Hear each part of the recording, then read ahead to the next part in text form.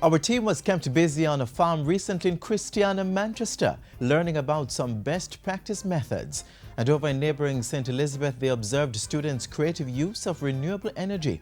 Keep watching Jamaica magazine to see exactly what happened. Hello, I'm Adrian Atkinson. Today we also take you behind the scene to examine the inner workings of the device that will bring the Olympics experience into many of our homes this summer. We start things off with a very important message, then a stop at our news desk.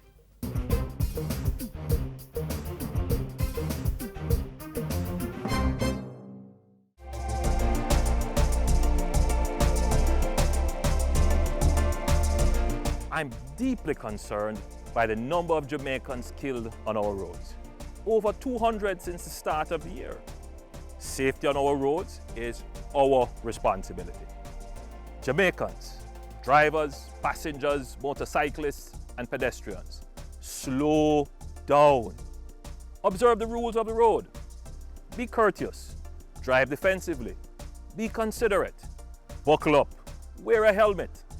The careless overtaker is only rushing to the undertaker. Not observing the rules of the road could cost you your life and that of your loved ones. I encourage all road users to take special care as we use public thoroughfares. The life you save may be your own. Remember, your family wants you to arrive alive.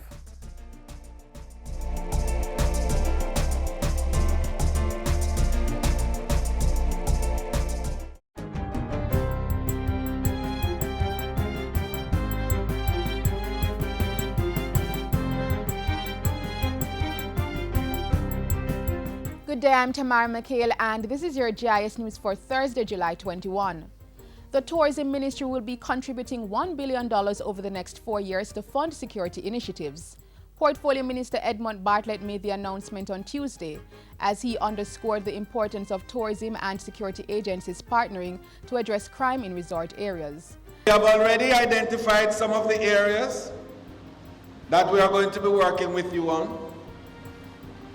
And I know you have identified some areas that you want to put on the front burner. Over the next few weeks, Minister, we will fine-tune the arrangements insofar as the allocations for the specific items are concerned.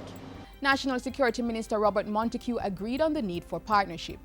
The kind of partnership that is essential if we are to reduce the level of criminality in our country and create the safer and more prosperous Jamaica that we desire. The ministers were addressing the closing ceremony for the first batch of graduates under the new District Constables Training Program.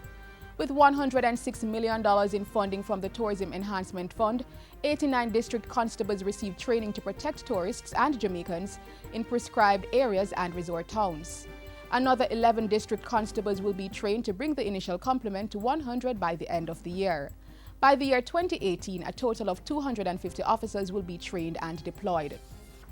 Government will be carrying out training workshops with public and private sector stakeholders as part of a cybersecurity awareness campaign. The $15 million National Cybersecurity Public Education and Awareness Campaign is being funded by the Jamaica Bankers Association and spearheaded by the Technology Ministry. It will utilize billboards, brochures, posters, and print, electronic, and social media messaging.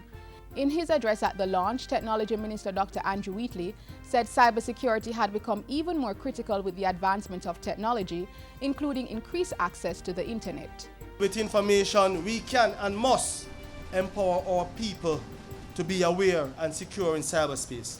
The Ministry of Education will be introducing a foreign language policy for schools, which aims to ensure students learn various languages at an earlier age. Because I want to expose as much as possible many languages, not just Spanish or French, but certainly Japanese and Mandarin and all the major countries that we in fact trade with. The Education Minister made the announcement last Friday while speaking at a send-off reception for teachers in this year's Japan Exchange and Teaching Program JET. The program, which is an initiative of the government of Japan, brings university graduates to the Asian country as assistant language teachers in their elementary and secondary schools. Participants are mainly from English-speaking countries. 31 Jamaicans have been selected for the Teaching and Cultural Exchange Program this year. The Heart Trust NTA has partnered with beer company Red Stripe to train 1,000 bartenders across the island. The certified bar program targets mainly community bars, and so far hundreds have already signed up. I would like to commend Red Stripe for this certified bar program, which will provide labor market-driven skills to Jamaican youth. Red Stripe's Managing Director Ricardo Nuncio says the move to target community bartenders forms part of an overall strategy to double earnings in 4 years. We will only achieve this ambition if we have all of you by our sides, being our partners, solidifying that relationship, and getting you with us in this journey. Trinidad and Tobago's Prime Minister Dr. Keith Rowley is calling on the future leaders of the Caribbean to shun cynicism and xenophobia in order to advance as a region. He was addressing the University of the West Indies Mona community on Wednesday. Dr. Rowley asserted the need for ownership of the Caribbean and confidence in where we are going. The Trinidad and Tobago Prime Minister, who was in the island for a 4-day official visit, became the 17th person to be inducted into the university's Prime Minister's Park. The park was built in honor of UWI graduates who are or have been heads of government. I am so grateful to so many people that everything that is said about me and my attainment and whatever happened, I share with all those persons at UWI, where I spent most of my life. The 7th Prime Minister of the Twin Island Republic attended both the Mona and St. Augustine campuses of the UWI, earning a doctorate in geology. And finally, Prime Minister Andrew Holness is urging all Jamaicans to be responsible in using our nation's roads, stressing that when persons do not obey the rules, it costs drivers their lives. In a recent video produced by the Office of the Prime Minister, Mr. Holness said he was deeply concerned that over 200 persons had died in road crashes since the start of the year. Drivers, passengers, motorcyclists, and pedestrians, slow down. Observe the rules of the road. Be courteous. Drive defensively. Be considerate. Buckle up. Wear a helmet. The careless overtaker is only rushing to the undertaker. And that's it for GIS News today. I'm Tamara McHale. Thanks for watching.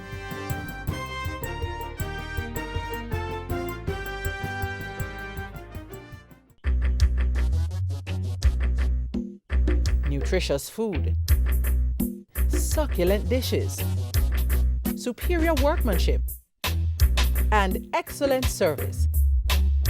Jamaica is on the go. Let's grow what we eat and eat what we grow. Let's harness the indomitable spirit of our most valued resource, our people. Let's support our local businesses. After all, buying Jamaican means building Jamaica. Original.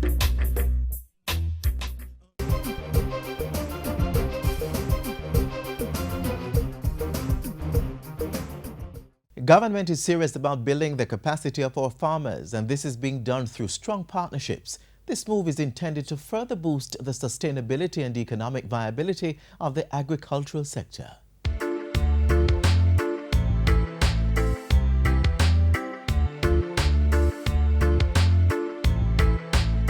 Getting farmers to produce more, adopting best practice methods, and becoming more efficient and sustainable.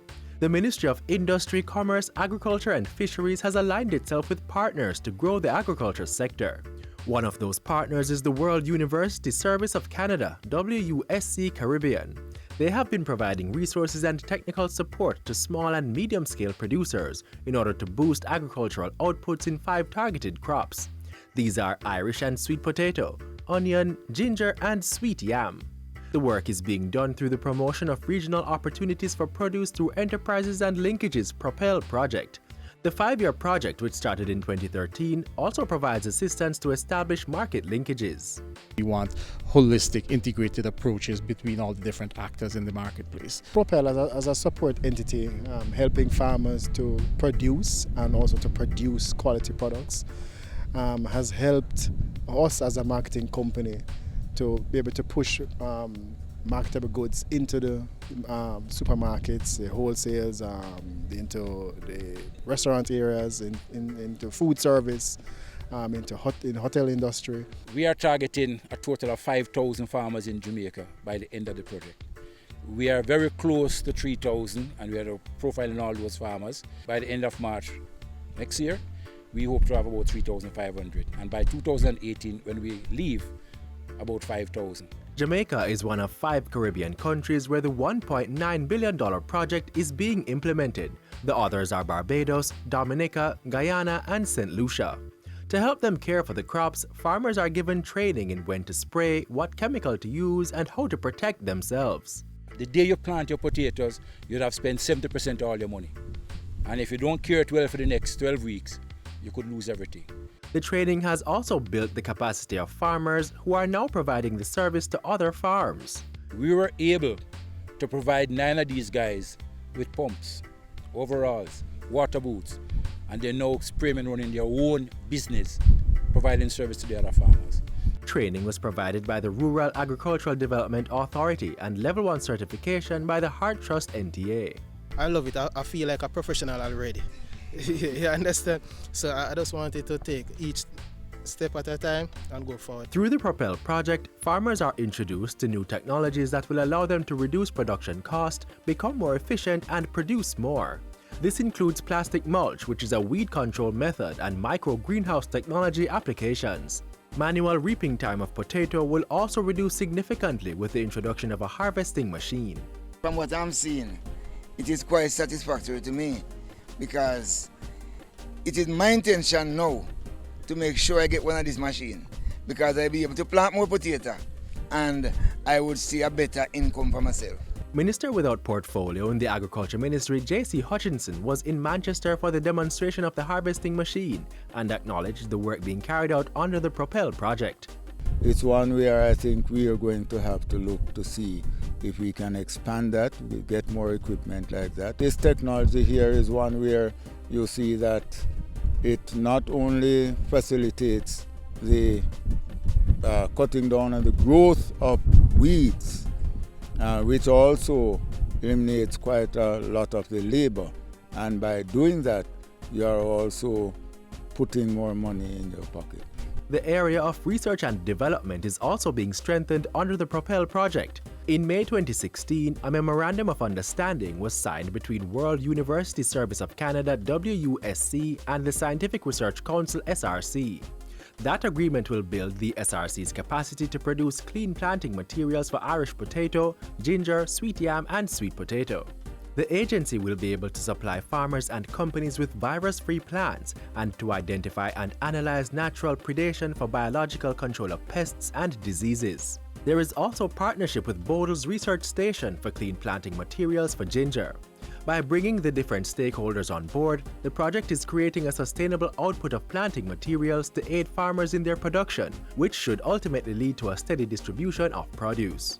We target the sector. We don't target farmers in particular. We provide stimulus, we provide catalyst to the entire sector for it to move from where it is to where it would like to be. So we don't talk about Propel without talking about SRC, without talking about Bodles, without talking about the Ministry of Agriculture, without talking about RADA. Mr. Prasad says he is pleased with the strides Jamaica has made with the project.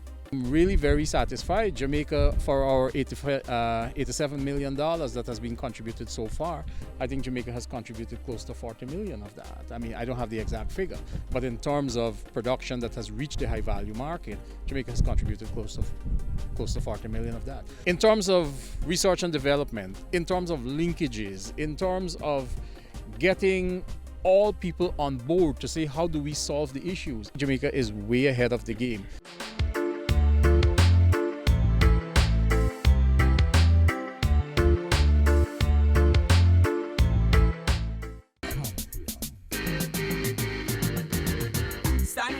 Get in the race. I can become the master of my destiny. Step up your stride, make we work like a harder. Do it like Veronica, more than a supper. We can rise above the challenges and shine. Was with passion in your heart. Make a plan and stop all the hyping. You think I saw? We reach at the edge. I can, you can. Like our Olympians, every Jamaican can. Over the years, schools have been finding creative ways to engage students in the science, technology, engineering, and mathematics STEM subjects. A hands-on approach by one St. Elizabeth school involves getting first-form students involved in a project-based activity. It's a formula to stimulate an interest in the sciences from very early. We were at Monroe College for their energy extravaganza.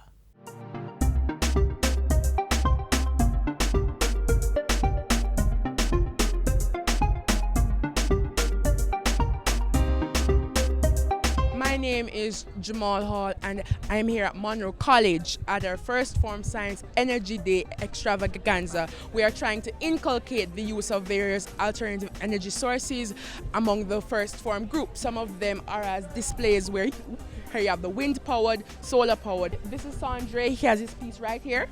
Sandre, tell me about your piece. This is a solar pressure cooker. It heats up. When the light shines onto the file paper, it heats up inside of the box, and because the glass is here, it traps the heat, and it heats up the water bottle. So would you like to feel it now? Yes, please. Oh, it's hot, it's hot, it's hot. Thank you. All right, let's move over to a wind-powered house done by Sinilla Form 1X. Good day, Sinil. This is a wind-powered turbine. The wind powers the bicycle generator. Then it moves down to this wire and it powers the light bulb. What made you choose a wind-powered house? I felt it was good because of how Monroe was breezy. Okay. And it took me a day to build it. What have you learned about renewable energy from the project? That it saves work energy. Saves energy. And it prevents global warming. One of the big thrusts we have here is to ensure that we stimulate an interest in the sciences from very early. So once the kids come in first form, it's a way of stimulating that natural intellectual curiosity and interest in the sciences, particularly alternative energy that the school is very passionate about. And it all ties into this whole thrust towards what we call STEM education, which is science, technology, engineering, and mathematics. And it really is a part of a broader thrust by the school to ensure that this is deeply engendered in the boys and there's this real interest and drive and passion that they have. Hopefully they'll go on to become scientists themselves. We'll now be moving over to a solar-powered car. Let's see how that works.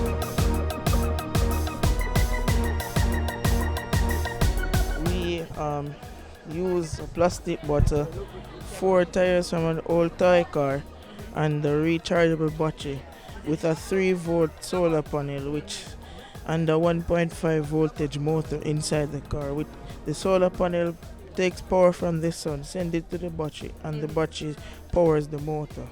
What exactly did you learn from doing this project? Renewable energy is more efficient than fossil fuels. We are here with Lawton Lewis and his solar-powered car. Now, Lawton, tell us something about this vehicle. Okay, this vehicle runs off of solar power, right? All of these solar panels equal to 20 volts, right? 2 motor power the front wheels and 1 motor power the back wheel. Reason being because the front is heavier than the back. Okay. Right? The whole frame of this vehicle is made out of plywood. Up next is a homemade solar water heater, and the person responsible for this is my friend here, Vernon. Vernon, tell me exactly how does this work? We use irrigation pipes to hold the water. We have used the sun's rays to generate the heat of the solar water heater, which heats the water. These green plastic things, they are couplers, which are used to connect into these columns. Co-curriculum programs such as this is deeply rooted in the concept of project-based learning. And so we're stepping away from the chalk and talk and now towards a system in which students are actively engaged in the process of learning. I believe that students learn not only from theoretical knowledge but through practical application. And I thought it fitting as a teacher who experiments a lot in the classroom to not only teach the concept energy but also to allow students to exercise some practical work, and from that they will better understand the concept. So in some sense, practical application concretize theoretical knowledge. This assignment was also weighted towards their end of year exam, so it has a 20% weighting.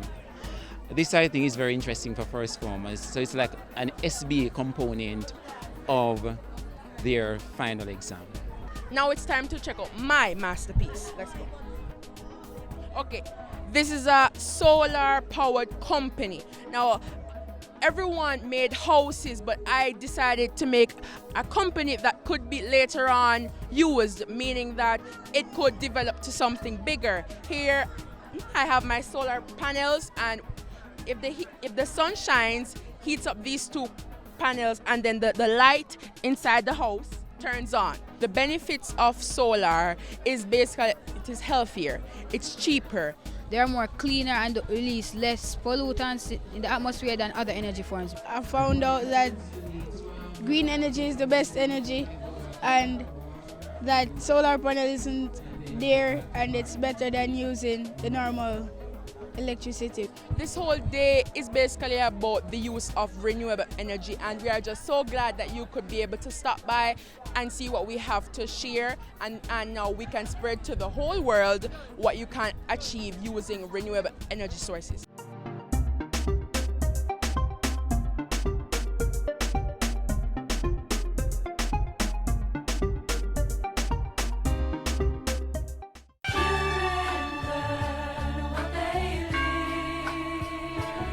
Be an active participant in your child's life. Spend time with your child. No phones, no television, no distractions, just the two of you.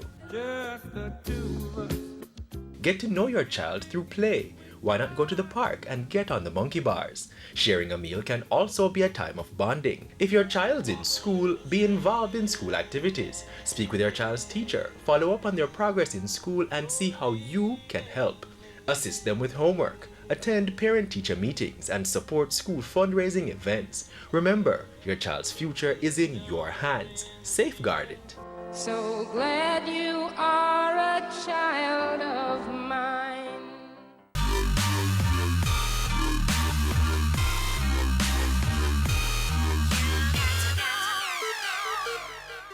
Up next, the technology behind your ability to watch your favorite events at the 2016 Rio Olympics without heading to Brazil.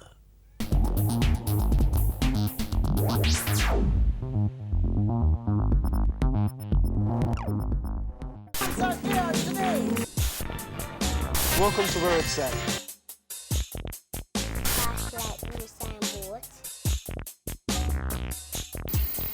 In the late 1800s, a 23-year-old German student, Paul Nipkow, succeeded in sending images through wires with the help of a rotating disc.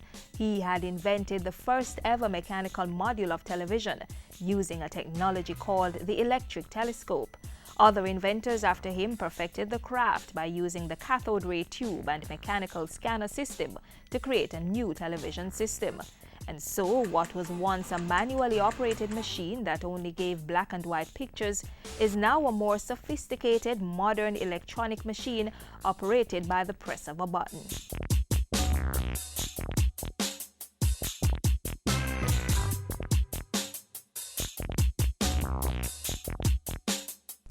The television creates moving pictures by repeatedly capturing still pictures and presenting these frames to our eyes so quickly that they seem to be moving.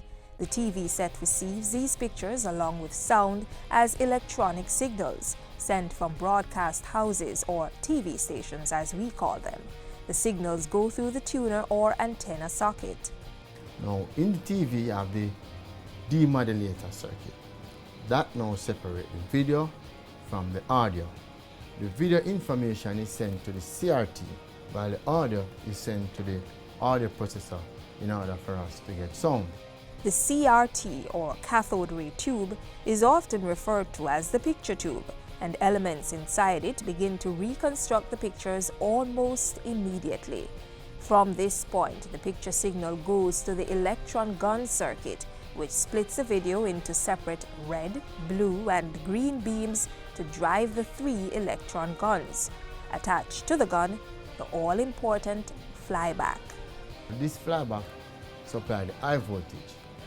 Now, this high voltage is used to light up the CRT. And once the CRT comes alive, it emits the red, blue, and green electron beams which will scan the pictures. The scanning is done from right to left all the way to the bottom of the TV screen and restarts at the top. The colored beams pass through a grid of holes called a shadow mask, which directs them so they hit exact places on the screen. Now, you also need the horizontal yoke. Now, this yoke is what is used to direct the beams so that each beam is focused to that particular pixel, so that all the beams enter the shadow mask through one hole. Right? That way we can get a true wide picture. You also have the magnet here, which is used to align the beam so that they are perfect, spot on.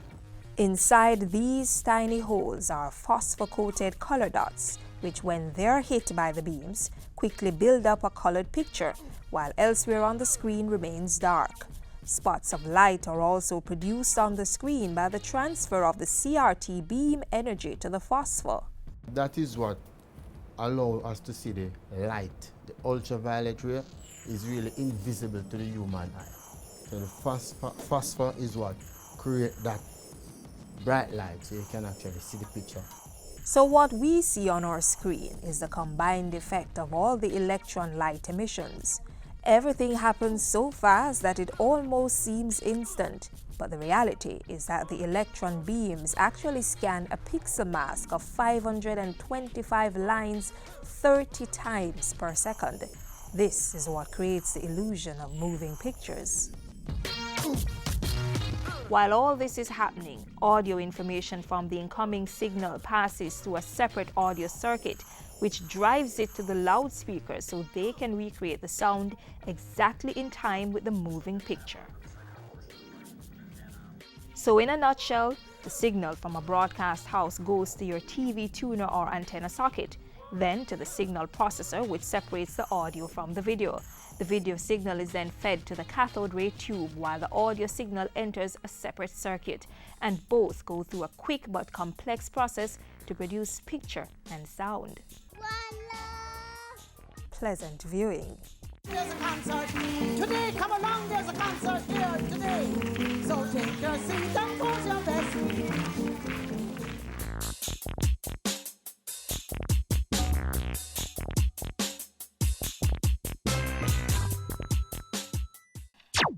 This is the Aedes aegypti mosquito that spreads the Zika, chikungunya, and dengue viruses. Search for its breeding sites and destroy them. A message from the Ministry of Health.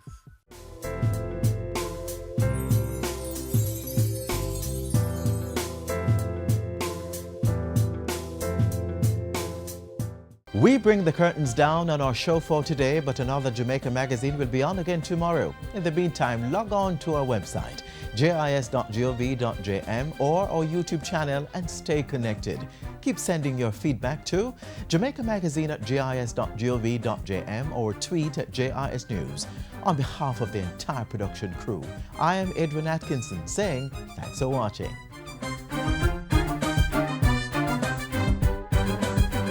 This has been a production of the Jamaica Information Service, the voice of Jamaica.